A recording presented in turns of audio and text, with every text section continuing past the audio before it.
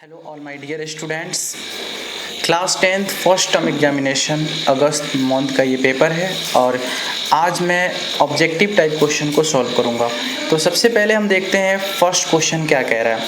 यदि दो संख्याओं का लॉसा और मासा यानी एलसीएम और एचसीएफ दिया हुआ हमें, तो हमें प्रोडक्ट निकालना है यानी गुणनफल निकालना है। तो हमें पता होना है कि एलसीएम इंटू एचसीएफ होता है प्रोडक्ट ऑफ नंबर्स यानी संख्याओं के गुणनफल के।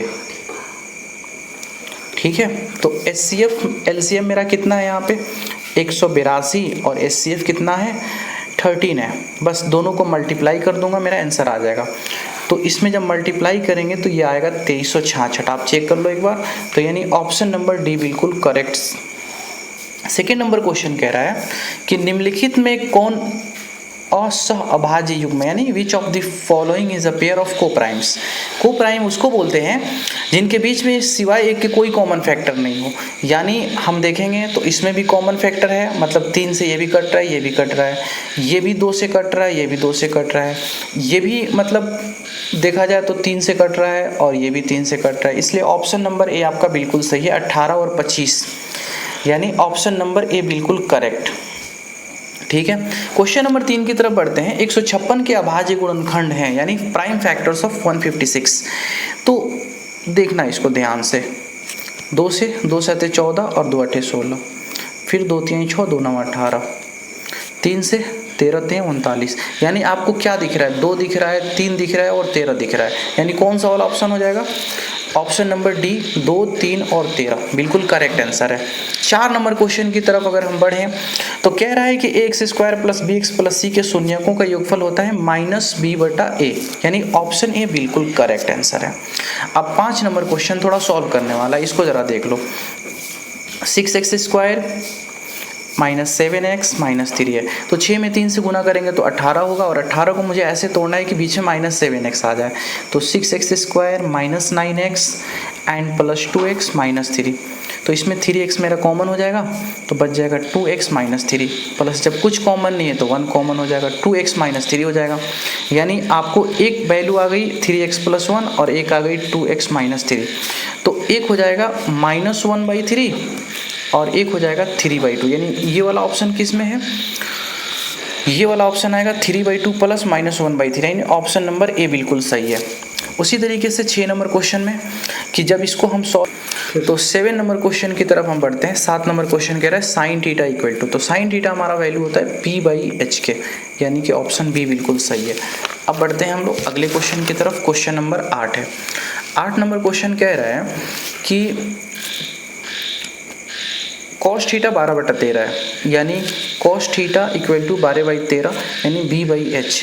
तो हमको यहाँ पे p चाहिए, तो p निकालने के लिए हम क्या करेंगे, 13 का स्क्वायर 169 और 12 144 यानी √25 हो जाएगा और इसकी वैल्यू आएगी 5। तो sin थीटा हमारा होता है p/h यानी p कितना आ गया 5 और h कितना है 13 यानी ऑप्शन आपका यहाँ पे 5/13 बिल्कुल करेक्ट आंसर है। sin theta equal to cos theta, theta की किस वैल्यू पे होती है यानी 45 डिग्री पे, दोनों 1/√2 की वैल्यू होती है। sin 67 और cos 23 डिग्री है। इसको ज़रा हम बनाना सिखाते हैं आपको। इसमें क्या करेंगे, हम sin 67 को ऐसे ही छोड़ देंगे और cos 23 को मैं लिख सकता हूँ 90 - 67 और ये जब फॉर्मूला पे चेंज होगा तो sin 67 डिग्री और नीचे भी हो जाएगा sin 67। ये फॉर्मूला होता है डायरेक्ट, तो ये कैंसिल होकर 1 आंसर आ जाएगा यानी इसका ऑप्शन बिल्कुल सी करेक्ट आंसर है। मूल बिंदु से -3, -4 की दूरी है यानी distance of the point -3, -4 from the origin. यानी डिस्टेंस फ्रॉम ओरिजिन की बात करूं अगर मैं, यानी मूल बिंदु से दूरी, उसका फॉर्मूला होता है x² + y² यानी x² का मतलब ये हुआ -3 का स्क्वायर और -4 का स्क्वायर। तो 3 3 9 4 और 4 चौका 16 यानी ये हो जाएगा 25 और 25 का रूट होता है आपका 5 यानी ऑप्शन यहाँ पे आपका 5 इकाई बिल्कुल सही है। सेम क्वेश्चन और है कि यहाँ पे, लेकिन ये सेम चैप्टर से बट डिस्टेंस फार्मूला पे है। तो डिस्टेंस फार्मूला होता है हमारा x2 - x1 का होल स्क्वायर। तो मेरा ये है x1, ये y1, x2 और ये y2। मतलब मैं फार्मूला लगाता हूँ तो -a का होल स्क्वायर एंड -b का होल स्क्वायर। तो ये हो जाएगा आपका -2a का होल स्क्वायर माइनस 2b का होल स्क्वायर। ठीक है, अंदर हो जाएगा 4a square plus 4b square. मैं 4 को कॉमन ले लेता हूँ तो a square plus b square, यानी 4 का रूट बाहर आएगा तो 2 हो जाएगा और अंदर बच जाएगा मेरा a square plus b square. ठीक है, तो यानी ऑप्शन यहाँ पे मेरा कौन सा, बी ऑप्शन है, 2 बाहर आ जाएगा। ठीक है, 14 नंबर क्वेश्चन को सॉल्व करते हैं जरा। क्वेश्चन नंबर 14 कह रहा है कि समबाहु त्रिभुज की प्रत्येक भुजा की लंबाई 12 सेंटीमीटर, यानी एक कितना दिया हुआ है 12 सेंटीमीटर, इसकी ऊंचाई। तो इक्विलेटरल ट्रायंगल की हाइट का फॉर्मूला होता है √3/2 इंटू ए। अब √3/2 इंटू ए की जगह पे मैं 12 रखता हूँ, 2 6 जा 12, यानी 6√3 आंसर आ जाएगा, 6√3। कौन सा ऑप्शन है, ऑप्शन ए बिल्कुल सही है। 15 नंबर क्वेश्चन की तरफ बढ़े हम। कह रहा है a1x plus b1y plus c1 equal to 0 and a2x plus b2y plus c2 equal to 0, यानी पेयर ऑफ लीनियर इक्वेशन का क्वेश्चन है ये। तो यहाँ पे मेरा ऑप्शन हो जाएगा बी, यानी जब a1/a2 नॉट इक्वल होता है b1/b2 के तो हमारा अद्वितीय हल यानी कि यूनिक सॉल्यूशन होता है। क्वेश्चन नंबर 16 में कह रहा है, इक्वेशन दिया हुआ है, ऐसे क्वेश्चंस बहुत आते हैं खासतौर से 1 नंबर का।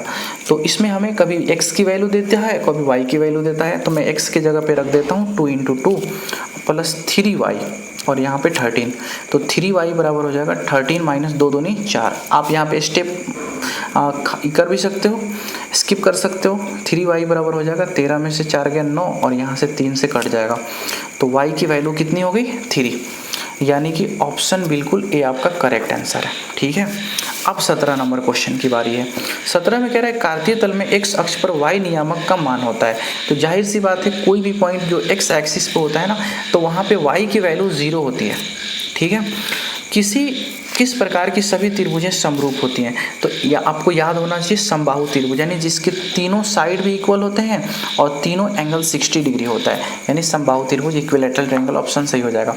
कौन सी ज्यामितीय आकृतियां समरूप नहीं होती हैं, यानी जितने भी वृत्त हैं सब समरूप होते हैं, वर्ग भी होते हैं, समबाहु त्रिभुज भी होता है, लेकिन आयत नहीं होता है, किसके लेंथ और ब्रेथ चेंज हो सकते हैं, इसका रेशियो सेम नहीं आता है। 20 नंबर क्वेश्चन की तरफ बढ़ते हैं हम कि x प्लस 2y, यानी यहाँ पे हम a1/a2 निकालेंगे, तो a1/a2 निकाल रहा हूँ मैं, तो 1/2 हो रहा है। अच्छा, b1/b2 कितना हो जाएगा 2/4, यानी ये भी 1/2 आ जा रहा है, और c1/c2 करेंगे तो ये भी 1/2 आ जाएगा, यानी यहाँ पे इनफाइनाइट सॉल्यूशन हो जाएगा, यानी अनंत हल। 20 क्वेश्चन हो गए। अब बढ़ते हैं 21 नंबर क्वेश्चन कह रहा है कि x और y में दो रैखिक समीकरण युग्म का कोई हल नहीं तो उनके आलेख होंगे। If a system of 2 linear equations in x and y has no solution then their graph will be, यानी अगर नहीं होता है, कोई सॉल्यूशन नहीं होता है तो उसमें क्या होता है, यानी इस सिचुएशन में a1/a2 इक्वल होता है b1/b2 के एंड नॉट इक्वल होता है c1/c2 के। तो इस सिचुएशन के अंदर जो लाइंस होती हैं वो पैरेलल होती हैं, यानी समानांतर हो जाएंगी रेखाएं। ठीक है, 22 नंबर क्वेश्चन को सॉल्व करते हैं। 3x² माइनस 9x, और यहाँ पे कभी भी जीरोज के है तो आप इसको इक्वल कर दो 0 के, तो 3x कॉमन हो जाएगा, यहाँ बचेगा x माइनस 3 इक्वल टू 0। तो एक बार मैं 3x को 0 करूँगा तो x की वैल्यू क्या आ जाएगी 0, और एक बार मैं करूँगा x माइनस 3 इक्वल टू 0 तो x की वैल्यू आएगी 3, यानी 0 और 3 कौन सा ऑप्शन है, बी बिल्कुल करेक्ट आंसर है।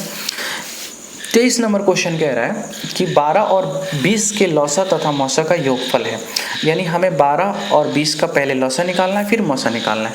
ठीक है ना, तो मैं 12 लिख देता हूँ यहाँ पे और यहाँ पे 20 लिख रहा हूँ, तो इसको मैं लिख सकता हूँ 2 के पावर 2 इंटू 3, और इसको लिख सकता हूँ 2 के पावर 2 और इंटू 5।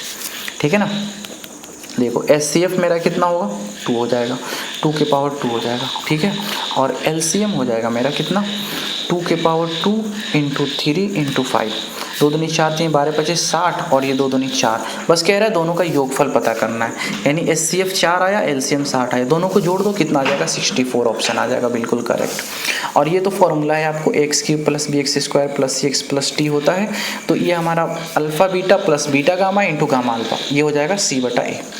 ठीक है, -3,5 किस चतुर्थांश में, इसको पहचानने के लिए आपको सबसे पहले ये चीज़ समझना होगा कि अगर ऐसा कोई दो लाइंस हैं, जो एक्स एक्सिस इसको बोलते हैं, इसको वाई डैश बोलते हैं। ये फर्स्ट होता है, ये सेकेंड होता है, ये थर्ड होता है और ये फोर्थ होता है। इसमें दोनों ही प्लस होते हैं, इसमें एक माइनस होता है, एक प्लस होता है। इसमें दोनों माइनस होते हैं और इसमें एक प्लस और एक माइनस होता है। यानी यहाँ पे हमारा है माइनस प्लस, यानी कौन सा ऑप्शन होगा? सेकेंड। इसलिए आंसर हो जाएगा सेकेंड क्वाड्रेंट, द्वितीय। अच्छा, यहाँ पे कह रहा है ए और बी दो अद्वितीय पूर्णांक क्यू और आर प्राप्त होता है, ए बराबर B Q plus R. Euclid division algorithm का क्वेश्चन है ये। तो यहाँ पे जो आर की वैल्यू होगी ना, कुछ इस तरीके से होगी। इसको पढ़ते कैसे हैं? R is greater than equal to 0 and less than B होगा। और 27 नंबर क्वेश्चन कह रहा है कि पाई एक क्या है? पाई एक इरेशनल नंबर है, एंड इरेशनल नंबर अपरिमेय संख्या। सबसे छोटी अभाज्य संख्या, सबसे छोटी सम संख्या का गुणनफल पता करना है।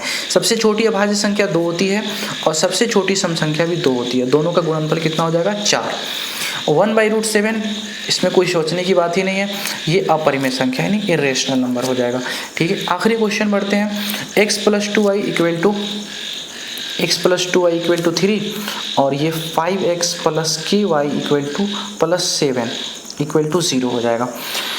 यानी कि हमें कह रहा है has no solution. No solution होता है तो हमारी कुछ ये वाली कंडीशन होती है, a1/a2 = b1/b2 and not equal to c1/c2। तो मुझे ऐसी वैल्यू रखनी है k की कि ये वाली कंडीशन हो जाए।